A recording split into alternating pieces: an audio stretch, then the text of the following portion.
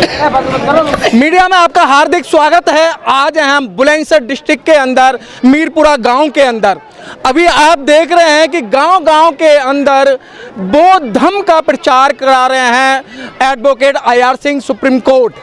क्यों बौद्ध धर्म का प्रचार करा रहे हैं, क्या फ़ायदा है बौद्ध धर्म से? क्योंकि हम भी दिल्ली से चलकर आए हैं और यहाँ कवरेज करने के लिए आए हैं। हमारे बीच में जो आज का जो प्रोग्राम ऑर्गेनाइज किया, आज का जो प्रोग्राम जो कर रहे हैं, आइए अभी हम इनसे रूबरू होते हैं। पहले हम रूबरू होते हैं कि गांव-गांव जाकर एक सुप्रीम कोर्ट के एडवोकेट को क्या ज़रूरत पड़ी है कि वो गांव-गांव जाकर अपना समय बर्बाद करें, गांव में जाकर बौद्ध धर्म का प्रचार करें। IR सिंह जी, आपका मीडिया में हार्दिक स्वागत है। बहुत बहुत आपका स्वागत है सर। सर, ये क्या जरूरत पड़ी है कि इस तरीके के बौद्ध धर्म के आप जगह जगह जाके प्रचार करें? ऐसे बौद्ध धर्म के अंदर क्या है जो आप एक सुप्रीम कोर्ट के एडवोकेट होने के बावजूद इन सभी युवाओं को इस तरीके की शिक्षा दे रहे हैं? बौद्ध धर्म हमारे पूर्वजों का धर्म है। हम कोई नया धर्म हम ग्रहण नहीं कर रहे हैं, बल्कि हमारे अपने मूल धर्म में वापसी हो रही है। और हम सबका B ब्लड ग्रुप है, बी पॉजिटिव, और हमारे पूर्वजों का है। और जितने भी देश के अंदर मुस्लिम समाज के लोग हैं, उन सबका जो B ब्लड ग्रुप है वो सब बौद्ध धर्म से ही मुस्लिम बने हैं। इसलिए हमने अपने समाज के अंदर एकता, समानता और निस्वार्थता लाने के लिए, उन्हें मजबूत बनाने के लिए, बेजोड़ बेतोड़ बेमिसाल बनाने के लिए हम बौद्ध धर्म को हमारे लोग ग्रहण कर रहे हैं। और बौद्ध धर्म जो है वो हमारे पूर्वजों का धर्म है, हमारा मूल, हम यहाँ के मूल निवासी हैं। ये हमारा अपना देश है। और भारत से ही जो बौद्ध धर्म है वो चीन में, जापान में, कोरिया में, थाईलैंड, कंबोडिया, श्रीलंका में फैला है। इसलिए हम बौद्ध धर्म का प्रचार कर रहे हैं, क्योंकि प्रचार करने से हमारा ये धर्म फैलेगा और दिन रात ये फैल रहा है। और मैं बता दूं, पश्चिमी उत्तर प्रदेश की जो ज़मीन है और दिल्ली NCR की ज़मीन इतनी उपजाऊ है कि हम लोग कि जहाँ भी आप बौद्ध धर्म का बीज डालेंगे, बाबा साहब अम्बेडकर की शिक्षाओं का बीज डालेंगे, वहाँ पूरी तरह वो लहर उठेगा। इसलिए बौद्ध धर्म हमारा अपना धर्म है। इसलिए हम अपने बौद्ध धर्म में हमारे लोग अपनी सही दिशा में जा रहे हैं। इंद्राज सिंह जी, जिस तरीके से देखा गया आपने पिछले लास्ट टाइम जो प्रोग्राम किया था, वहाँ भी युवाओं का बहुत जमावड़ा था और यहाँ भी जमावड़ा है। युवा ही क्यों फोकस किया जा रहा है इस देश का? जनाब, क्योंकि युवा जो हैं वो ऑलरेडी एनर्जेटिक हैं, ऊर्जा से भरपूर हैं। और उनके अंदर ये जोश है कि देश के अंदर, एक देश में हमारा समाज एक दिशा में जाए। इसलिए हम सब लोगों को बौद्ध समाज बना रहे हैं। और ये जो है, मैं बता दूं, तथागत बुद्ध का एक लाइन में उपदेश, सभी पापों का न करना, पुण्यों का संचय करना, मन को बस में रखना, ये बुद्ध का सिद्धांत है। और तथागत बुद्ध ने कहा, जिस प्रकार विभिन्न नदियाँ और नाले समुद्र में आकर नदी नाले के नाम से नहीं जाने जाते, समुद्र के नाम से जाने जाते हैं, उसी प्रकार विभिन्न जाति और गोत्रों के लोग जो बहुजन समाज के लोग हैं, वो तथागत गौतम बुद्ध के धर्म में आकर बौद्ध धर्म के नाम से जाने जाएंगे, उनके अन्याय के नाम से जाने जाएंगे, किसी जाति के नाम से नहीं। ये धर्म कास्टलेस, क्लासलेस है, ह्यूमैनिटी का धर्म है और मानवता का धर्म है। और ये धर्म जो है ये भाईचारे का धर्म है। इस्लाम ने भाईचारा इसी से लिया है। क्रिश्चियन धर्म ने रोगियों की सेवा करना, शिक्षा फैलाना, ये इस बौद्ध धर्म से ही ग्रहण करा है। जिस तरीके से देखा गया है कि चाहे वो RSS की बात करें, हिंदू संगठनों की बात करें, बजरंग दल की बात करें, शिवसेना की बात करें, वो कहीं ना कहीं इस देश के युवाओं को गुमराह करने का काम कर रहा है। तो क्या आप वकील साहब इस बड़ी पार्टी को बदल पाएंगे अपने माध्यम से? अगर खाने में एक जहर की बूंद पड़ जाए तो संपूर्ण खाना खराब हो जाता है।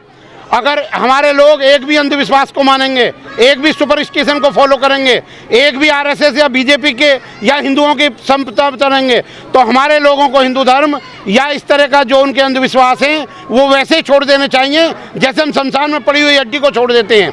क्योंकि हम मजबूती से आगे बढ़ रहे हैं और जो वृक्ष मजबूत होता है वो धीरे धीरे बढ़ता है। इसलिए बौद्ध धर्म फैलेगा। जिस प्रकार हिमालय से गिरने वाली धारा को दुनिया की कोई ताकत नहीं रोक सकती, उसी प्रकार बहुजन समाज को दुनिया की कोई भी ताकत बौद्ध धर्म में आने से नहीं रोक सकती। हमारी मुलाकात करा पाएंगे हम अपने चैनल के? आपके चारों तरफ टीम के ही लोग खड़े हैं और पूरी तरह से ऊर्जावान हैं। आज के प्रोग्राम दानवीर गौतम जी ने बहुत बड़ा योगदान किया है। और हमारे सबसे ज़्यादा युवा कलाकार जो त्रिशना गौतम जी हैं, उन्होंने भी भरपूर एनर्जी भरी है लोगों में और महिला को एक नई दिशा मिली है। और हमने संगीत के द्वारा हम लोगों को आकर्षित करना चाहते हैं और हम लोगों को सही मार्ग दिखाना चाहते हैं। और हम चाहते हैं कि तृष्णा जी और अपने दानवीर गौतम जी म्यूजिक के माध्यम से समाज को एकत्रित करके बांधे रखा है। आप देखो प्रोग्राम 11 बजे से 4 बज चुके हैं, एक भी आदमी हिला नहीं है। और सबसे बड़ा सहयोग हमारा राजकुमार जी आपके चैनल के लिए और पिपिल साहब के लिए है, जिन्होंने नहीं दिल्ली से प्रशंसा करेंगे तो थोड़ा दिक्कत होगा। अब हम मिलते हैं इस समय तृष्णा से। तृष्णा जी, आप इस तरीके से गाना गा रही हैं और रागनी गा रही हैं, ये आपको प्रेरणा कहाँ से मिली? मुझे ये प्रेरणा मेरे फादर से मिली है। मेरे फादर, बल्कि मेरे फादर ही नहीं, जो कि मेरे गुरुजी भी हैं, यहाँ पर खड़े हुए हैं और मुझे ये प्रेरणा 7 साल की उम्र से दे रहे हैं। मैं 15 जनवरी 2010 को बहन जी के जन्मदिन पर ग्रेटर नोएडा में मंच पे चढ़ाया था मेरे फादर ने, वहीं से मुझे प्रेरणा मिली है। मेरे फादर हैं जो मुझे प्रेरणा देते रहते हैं बाबा साहब के। क्या तृष्णा जी, आप नहीं चाहती IAS PCS बने और आपने ये जो एक मंच का जो प्रोग्राम लिया है, आप उस पर रागनी वगैरह गाती हैं, गाने वगैरह गाती हैं, क्या आप नहीं चाहती कि हम भी समाज की जो सेवा करें? बिल्कुल मैं चाहती हूँ। मेरा सपना स्टार्टिंग से ही है कि मैं IAS बनूँ, IPS बनूँ, लेकिन IPS मुझे पढ़ाई के साथ साथ में मेरे पापा जी जो 30 साल से मिशन चला रहे हैं, पापा जी का भी सपना था और मेरा भी सपना है कि मैं अपने पापा के मूवमेंट को आगे तक ले जाऊँ। अच्छा ये बताइए, जो आप जो रागनी गाती हैं, गाना गाते हैं, अब इसे कौन लिखता है?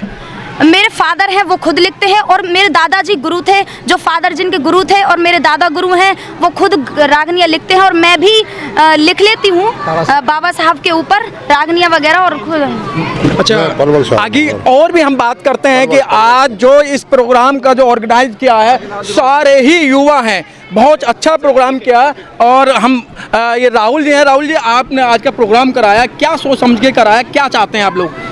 चाहते क्या है सर, हम यही चाहते हैं कि हमारा जो गांव है शिक्षा की ओर बढ़े और बुद्ध भगवान की ओर बढ़े और वैसे झूठे विश्वासों में हमें कोई फायदा नहीं। अच्छा, वेरी गुड, क्योंकि आज जो अंधविश्वास है उसको छोड़ना चाहते। क्या नाम है आपका? राजकुमार गौतम। राजकुमार गौतम जी। अच्छा, हमारे साथी हैं, आपका भी नाम राजकुमार गौतम जी। अच्छा जी, क्या आपने इस जो प्रोग्राम कराया मीरपुरा के अंदर, क्या ये हमेशा चलता रहेगा या पहली बार फर्स्ट टाइम या वन टाइम है? जी, ये पहले से ही चलता आया है। जैसे कि हमारे पूर्वज भी अभी खड़े हैं, IR Singh supreme court of Delhi से, इनके माध्यम से भी हमें बहुत कुछ प्रेरणा मिली है कि हमें इन्हीं रास्तों पे चलना चाहिए, गौतम बुद्ध के मार्ग पे चलना चाहिए। इसी से हम कामयाब हों और हमें पीढ़ी दर पीढ़ी इसको सक्षम बनाने में पूरी मदद करनी चाहिए और देहातों में भी हमें फोकस करना चाहिए। बहुत अच्छी बात, देहातों में फोकस करना चाहिए। हम एक हमारे साथी होना है, ये इतना बड़ा प्रोग्राम कराने के लिए पैसा बहुत ज़रूरी होता है और समाज में पैसा नहीं है, तो ये आपने जो प्रोग्राम कराया, ये पैसा कहाँ से आया? हमारे लिए ये पैसा इतना मान्य नहीं है जितना हमारा समाज जागरूक करने के लिए हम ये सब करना चाह रहे हैं। और हम चाहते हैं कि हमारा ये समाज जो है, जो जागरूक हम करना चाहते हैं, ये हमारा समाज जो सोया हुआ है, हम इसे और भी उठाना चाहते हैं। जो हमारे समाज के लोग जो सोए हुए हैं, हम उन्हें और भी जागरूक करना चाहते हैं। बाबा साहब के धम्म के प्रचार जितने भी हैं, हम गांव-गांव और शहरों में भी फैलाना चाहते हैं और बाबा साहब के जो अनुयायी हैं, इनको भी हम आगे बढ़ाना चाहते हैं। बहुत अच्छी बात, जिस तरीके से इस तरीके से यहाँ प्रोग्राम कराया है मीरपुरा के अंदर, और बहुत अच्छा लगा कि यहाँ अधिकतर देखने में आया कि युवा कलाकार हैं यहाँ पर और बहुत अच्छे हैं। और आगे और चलते हैं कि हमारे बीच में और साथी हैं। क्या नाम है आपका? जितेंद्र कुमार। जितेंद्र कुमार जी, अच्छा ये बताइए, आज का जो प्रोग्राम हुआ वो कैसा प्रोग्राम है और आगे भी इस तरीके की आप प्रोग्राम करेंगे? जी सर, ऐसा ही प्रचार हमेशा करते रहेंगे, अपने बच्चों को शिक्षा धम्म की ही शिक्षा दिलाएंगे। भी हम बात करते हैं कि जिस तरीके वकील साहब अभी ये जो युवा है, आपने ये टीम इकट्ठी की है, बहुत अच्छा लग रहा है। और एक तरह अगर मैं सीधी बात करूं कि जो गांव के अंदर या जो देहात के अंदर बौद्ध धर्म अपना रहे हैं, उन पे सरकार प्रशासन उन पे जबरदस्ती उनको बंद कर रही है, उनको धमकियां दे रही है, तो आपका क्या मानना है, क्योंकि आप सुप्रीम कोर्ट के एडवोकेट हैं? देखिए, मेरा मानना यह है, जब हौसला बना लिया ऊंची उड़ान का, तो कद ना अपना बेफजूल है आसमान का। परिंदे परों से नहीं हौसलों से उड़ा करते हैं। और ग्रामीण क्षेत्र में, उत्तर प्रदेश के पश्चिमी उत्तर प्रदेश में ग्रामीण क्षेत्र में जो बौद्ध धर्म फैल रहा है, वो हौसले से फैल रहा है। नव युवक जो लोग हैं, जो स्टूडेंट हैं, विद्यार्थी हैं, उनकी ऊर्जा से फैल रहा है, उनके सहयोग से फैल रहा है। और ये जो धर्म है नौजवानों का है, और ये धर्म सबसे पहले शराब पीने पर बंदिश लगाता है। इसलिए समाज के अंदर जो शराब पीने जैसी कुरीतियाँ हैं या गलत काम है उनको नवयुवक छोड़ रहे हैं। इसलिए ये जो प्रोग्राम है ये बहुत बड़ा समाज सुधार का है और भारत में सामाजिक क्रांति आएगी, वो बाबा साहब के रास्ते से आएगी, वो क्रांति बौद्ध धर्म के रास्ते से आएगी, तथागत बुद्ध के मार्ग को फॉलो करने से आएगी। जिस तरीके से आप सुप्रीम कोर्ट में प्रैक्टिस करते हैं और खुद एक अधिवक्ता हैं, जहाँ इस बात के संविधान के बारे में आप बहुत जानकारी रखते हैं, क्या इन युवाओं को जो इनके मौलिक अधिकार हैं आर्टिकल 1 से लेकर 22 तक, क्या वो भी बताते हैं आप इनको? नहीं, जो कॉन्स्टिट्यूशन के जो मौलिक अधिकार हैं, जो उनके लीगल राइट्स हैं, कॉन्स्टिट्यूशनल राइट हैं, जो उनके फंडामेंटल राइट्स हैं, हम सबके बारे में अवगत कराते हैं। और ऑलरेडी लोग जो है बाबा साहब भगवान बुद्ध से बहुत ही ज़्यादा प्रेरित होकर उस मार्ग पर चल पा रहे हैं। और हमारी कोशिश होती है, जैसे मधुमक्खी हर एक फूल से अच्छा शहद लेके आती है, वैसे ही हम अच्छी किताबों से लोगों को शिक्षा दे रहे हैं। और हमारा विश्वास है, हमारा मानना है कि इस मानवता के रास्ते पर बहुजन समाज का हर व्यक्ति चलेगा और इसके अलावा कोई हमारा दूसरा मार्ग नहीं है। जिस तरीके से आज आपने मंच के माध्यम से बताया है कि आप जो है इस देश के युवाओं को, खास करके ग्रामीण क्षेत्र के लड़कों को, युवाओं को IAS PCS अधिकारी बनाना चाहते हैं, तो क्या इस मकसद में भी आप कामयाब हो पाएंगे? नहीं, हम ये चाहते हैं कि हमारे जो ग्रामीण क्षेत्र के लोग हैं, वो ग्रामीण क्षेत्र के हमारे लोग दिल्ली में जाएं, वहाँ के स्कूलों को देखें, उनके इंस्टीट्यूशन को देखें और वहाँ देखने के बाद में वो प्रेरित हों, ऊंची एजुकेशन लें, IAS IPS बने। हमारा अपना प्रयास अपने पास से ये अपनी टीम के साथ में कि हम उनको फ्री में खाना दें, उनको भाड़ा किराया दें, उनको जनरल नॉलेज पढ़ाएं, उनको इंग्लिश पढ़ाएं और उनको बौद्ध धर्म की शिक्षा दें और उनको इस तरह कैडराइज करा जाए ताकि दुनिया की किसी भी ताकत के सामने वो झुक ना सकें। और जब रेलगाड़ियाँ शुरू होंगी तो हम अपने क्षेत्र से आसपास के गांव के लोगों को हम गया ले जाएंगे, बौद्ध गया, वहाँ पर भगवान बुद्ध की महानता को देखेंगे। और जिस प्रकार मुग़लों ने जामा मस्जिद, लाल किला और कुतुब मीनार खड़ी करी हैं, उसी प्रकार हमारे सम्राट अशोक ने जो बड़े बड़े स्तूप बनाए हैं, जो बौद्ध गया में महामाना गौतम बुद्ध के वो हैं, उनको देखने के बाद में इनको अपनी संस्कृति से रूबरू होंगे, एक नई एनर्जी होगी। हम इनको सिखाएंगे, अपने आने वाली संतान को सिखाएंगे, एक चैन बनेगी, भारत में से अंधविश्वास खत्म होगा। अच्छा वकील साहब, आगे की प्लानिंग क्या है? आगे क्या इस तरह के प्रोग्राम चलते रहेंगे? हाँ, इस प्रकार के प्रोग्राम हर महीने चलते रहेंगे, क्योंकि हमारा मानना है कि अगर कोई आदमी ओलंपिक के रेस में 2 दिन दंड बैठक लगा एक्सरसाइज करे तो गोल्ड मेडल को नहीं ले सकता है। और अगर उसको गोल्ड मेडल लेना है तो उसे कम से कम 365 में 363 या 7 दिन एक्सरसाइज करनी पड़ेगी। अब वो वक्त चला गया है जब लोग 14 अप्रैल को बुद्ध पूर्णिमा को प्रोग्राम मनाते थे और शहरों की तुलना में गांव में ज़्यादा जोश है, लोग ज़्यादा एनर्जेटिक हैं। इन्हें पैदल चलने से या किसी भी वजन उठाने से लोगों की मदद करने में कोई एनर्जी नहीं है। शहरों के हालात मैं आपको बता दूं, दिल्ली जैसी जगह में ये है कि जैसे पहाड़ों पर बारिश होती है बाद में गड्ढे में भर जाती है, इसलिए बौद्ध धर्म का प्रचार यहाँ स्थायी रूप से है और यहाँ पर नेचुरल तरीके से है। आप जैसे दर्द की गोली खा लेते हैं, 1-2 बार प्रोग्राम करने से भारत में कोई सामाजिक क्रांति नहीं आएगी। जो समाज सुधारक हैं, क्रांतिकारी हैं, उन्हें 360 दिन में 365 दिन में से कम 350 दिन कम से कम प्रोग्राम करना पड़ेगा, जब ही भारत में क्रांति आ सकती है, जब ही लोग जान सकते हैं। आपका बहुत बहुत धन्यवाद। जय भीम, नमो बुद्धा। और आपके चैनलों के लिए भी बहुत बहुत धन्यवाद साहब।